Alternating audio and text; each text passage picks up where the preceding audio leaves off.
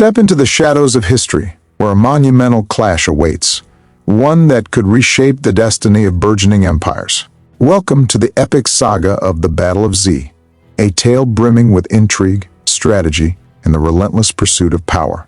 Can this battle truly alter the course of history? Let's take a few moments to step into history.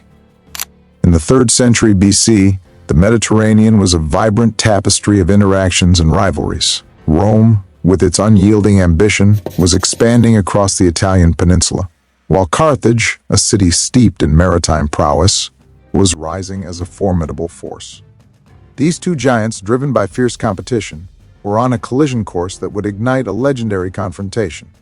The First Punic War, 264 to 241 BC, marked a dramatic turning point. Sicily, rich in resources and strategically vital, became the battlefield for their fierce struggle. Rome, fueled by innovation and tenacity, emerged victorious, claiming Sicily as its first province. This victory, however, plunged Carthage into turmoil, setting the stage for a quest for redemption. In the wake of defeat, Carthage embarked on a daring recovery. With eyes set on the Iberian Peninsula, it sought to reclaim lost glory and wealth.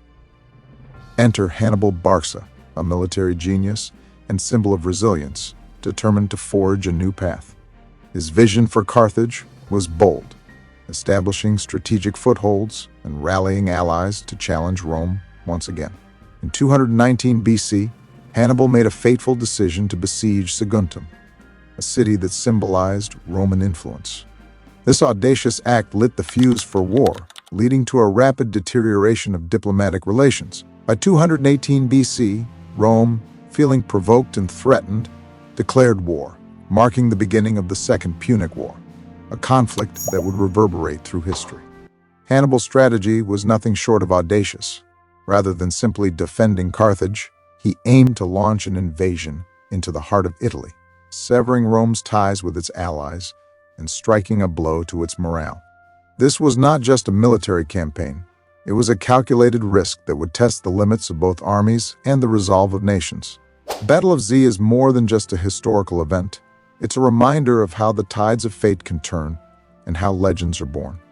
These victories not only showcased Hannibal's military genius, but also transformed him into a formidable challenge for the Roman Republic. In a state of panic over Hannibal's advances, Rome quickly devised countermeasures. The Senate appointed dictator Fabius Maximus, nicknamed Mutadelayer, to halt Hannibal's relentless march and organize a defense. In 216 BC, with forces amassed under the command of the consuls, Rome prepared for a decisive battle at Cannae. Eager to reclaim their honor and stop Hannibal, the Romans mobilized a substantial army. Yet Hannibal, with his deep understanding of the terrain, prepared meticulously.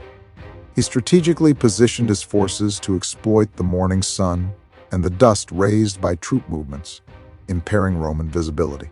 Hannibal placed his highly mobile Numidian cavalry on the flanks and positioned his heavy Carthaginian infantry in the center, while African and Iberian troops formed a convex arc, ready to execute a gradual retreat if necessary.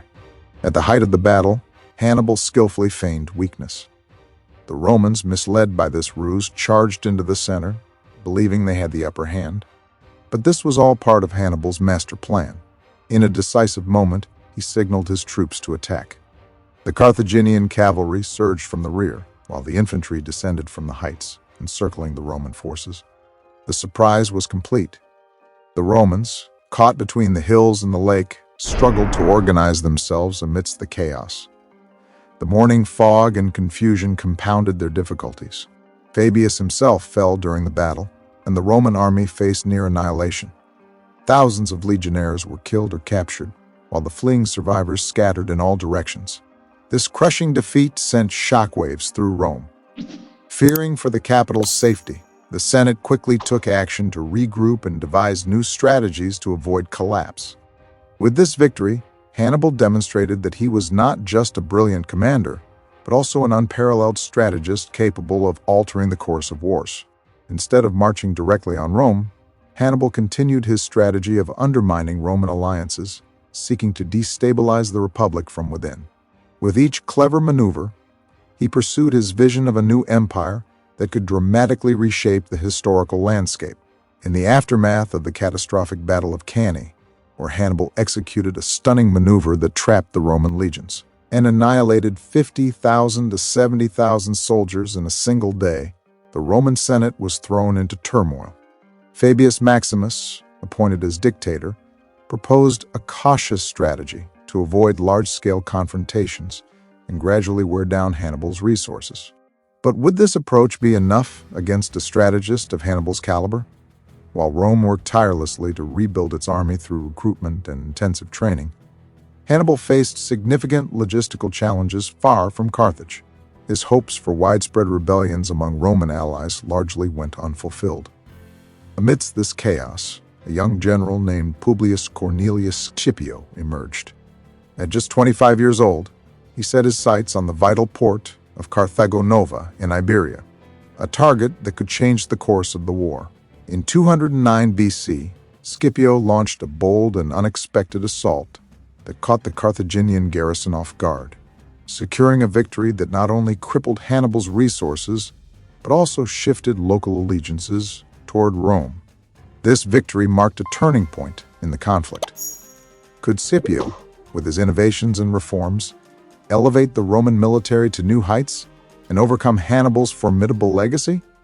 As each moment passed, tensions escalated, and the fate of empires rested in the hands of this brave young strategist. Would Rome emerge victorious, or would history take a different turn? The unfolding saga of the Second Punic War awaited.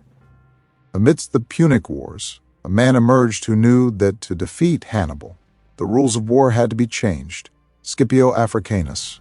With a revolutionary understanding of military tactics, he liberated the Roman army from heavy armor and large shields, replacing brute strength with agility. His focus was on adaptability, soldiers skilled at fighting in open plains, besieging cities, and cutting enemy supply lines. But Scipio's genius wasn't limited to the battlefield. He understood that Carthage was vulnerable, even with Hannibal. By conquering Iberia, modern-day Spain, he severed Hannibal's vital supply lines of resources and troops. Carthaginian-occupied cities defected to Rome one after another, and Scipio's shrewd alliances with local leaders, like the Numidian Massinissa, placed Carthage in a diplomatic stranglehold as well. When Scipio set foot in Africa, he forced Hannibal to abandon Italy, the first strategic defeat for the previously invincible commander. At Zama, Scipio turned Carthage's own war elephants against them. By creating gaps in the Roman formations, the panicked elephants charged into their own lines instead. Then, with an encircling attack by Numidian cavalry, he crushed Hannibal's army. After Zama, Carthage never regained its former stature, and Rome became an undisputed superpower. Scipio was not just a commander. He was the architect of the Roman Empire, a man who understood that great victories are won with an open mind and bold strategies. Scipio, or Hannibal, who deserves the title of history's greatest general? Drop your hot takes below.